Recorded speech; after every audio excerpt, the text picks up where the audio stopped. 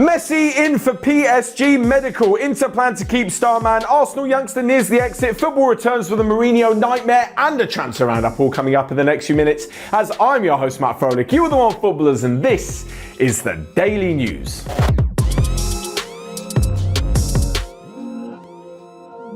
So for those of you that watched Lionel Messi's press conference or the highlights at the weekend, you'll know it was a rather emotional time for the player. Of course, he's leaving Barcelona after that frenzy of news broke over the weekend and at the end of last week. There have been loads of talks about where Lionel Messi is going to end up, but obviously, we all knew once this happened, there was only going to be one of two options.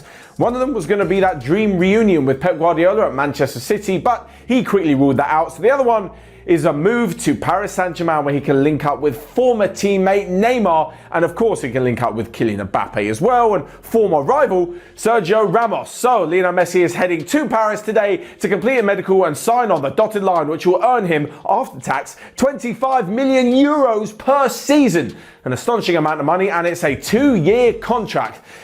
After all of this, there was so much talk about Lionel Messi, even from last summer. You remember when he handed in the transfer request, said he wanted to leave, and people there's way more chance of Neymar going to Barcelona rather than Messi going to PSG. Well, here we are, a year later, and the unthinkable is actually going to happen. Just seeing him in a shirt that's not the Barcelona shirt is unreal. So to see him in a PSG shirt is going to be a little bit crazy, and you just know later on the season, fate will have it, they will be drawn against each other in the Champions League. As for now though, both teams got off to a pretty good start at the weekend. I mean, yes, it wasn't necessarily a start of the league season for Barcelona, but in a tough game against Juventus in the Joan Gamper Trophy, they won 3-0 thanks to some good goals from Memphis Depay, Martin Braithwaite, and of course Ricky Puig as well. As for PSG, they started their attempt to regain the Liga title from Lille with a 2-1 victory over Troyes, which is a good start from Mauricio Pochettino's men. Next up though, and to Inter Milan and the revolving transfer door, and things are getting very, very confusing. So let's try and take you through all of this. First off, and the deal that will see Romelu Lukaku leave the club and head to Chelsea is almost complete. Around 105 million euros with Zappacosta, or 150 million euros without him, is the amount that it looks like Chelsea are going to be paying. A club record fee, and it now means that Romelu Lukaku has quite a bit of money spent on him when it comes to transfers. Anyway, he'll be heading back to West London and basically to some unfinished business. And personally, I think this means that Chelsea could be serious title contenders this season. They've added to an already brilliant squad. Thomas Tuchel's had more time to deal with the squad and get his points across, and I think they're going to be ones to watch. Anyway, things could be even worse for Inter Milan fans though, if rumours are to be believed that Spurs have agreed to deal with the club for Lautaro Martinez. I don't necessarily see this one happening.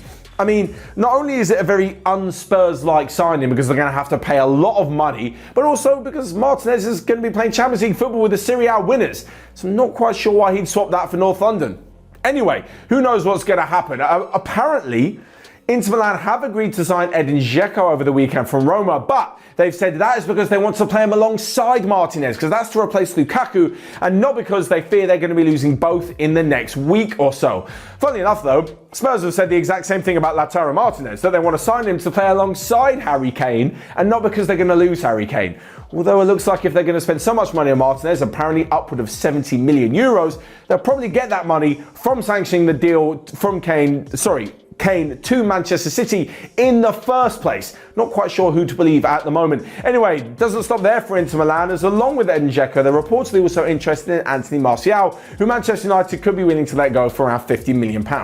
It's all very confusing. Everyone wants top strikers, and there's a lot of money that's going to be changing hands in the next few weeks. Of course, Serie A and the Premier League both start this weekend as well. And funnily enough, Tottenham face off against Manchester City. Of course, Harry Kane is now back at Spurs Lodge and quarantining after returning from holiday, and manager Nuno Espirito Santo says he hopes to speak to Kane about his future today. Next up then, and Newcastle United have finally agreed a fee with Arsenal for Joe Willock. The English midfielder had a stunning loan deal for the second half of last season, scoring 7 goals as Newcastle avoided the drop and actually looked like half a decent team at some stage. And Joe Willock was of course massive to that. He's returned to Arsenal, where it seems like not only him but a few other youngsters aren't quite getting the chances that they need in the first team. Over the weekend, Mikel Arteta refused to say why he wasn't in the squad for their 1-0 loss to Tottenham in a friendly North London derby.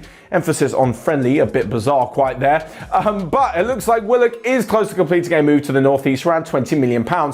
The fact that Arteta may not be giving reasons why he's not in the squad and why he won't be getting so much game time, if you couple that with the fact they could make £20 million of him, it's not actually that bad deal, especially if Arsenal are still looking to bring in quite a few players. Selling a few and raising some funds isn't exactly a bad idea. The same could be said for the likes of Eddie Nketiah as well, who's also been linked with West Ham.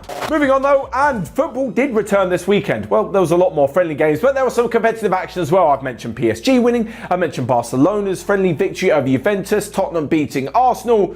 Well, Jose Mourinho had quite the weekend for Roma. His Roma side saw them reduced to 8 men in a 5-2 friendly loss to Real Betis. And on top of all of this, Jose Mourinho also got himself sent off. Not exactly ideal preparations for the new Serie A campaign. Anyway, despite this, there was loads of other football elsewhere as Gareth Bale was back in a Real Madrid shirt and he missed a penalty in a 0-0 draw against AC Milan. Brazil won gold at the Olympics with a 2-1 victory over Spain, who all take home the silver medal. And Leicester beat Manchester City 1-0 in the Community Shield. Another piece of silverware for Leicester, that fantastically well-run club, and for Brendan Rodgers as well. And it looks as though they're going to start the season really, really strong in these. They look finally to finish in the top 4. And my word, what a squad, what a team they are putting together.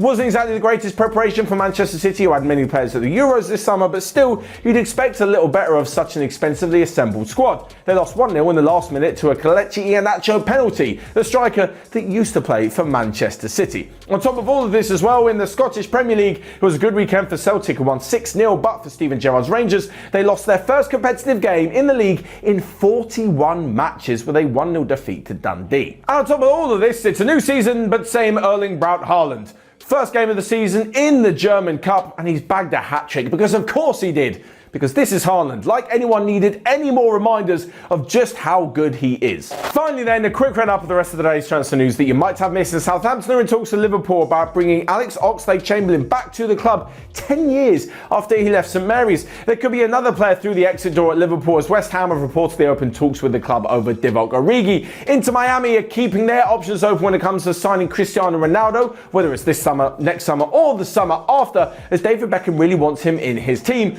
And lastly but not least, Hertha Berlin attacker Mateusz Cunha has had such a good Olympics with Brazil that Leeds United are interested in bringing him to the Premier League. That's all from me today then. Make sure you check out everything else we got going on, and until next time, I will see you guys later.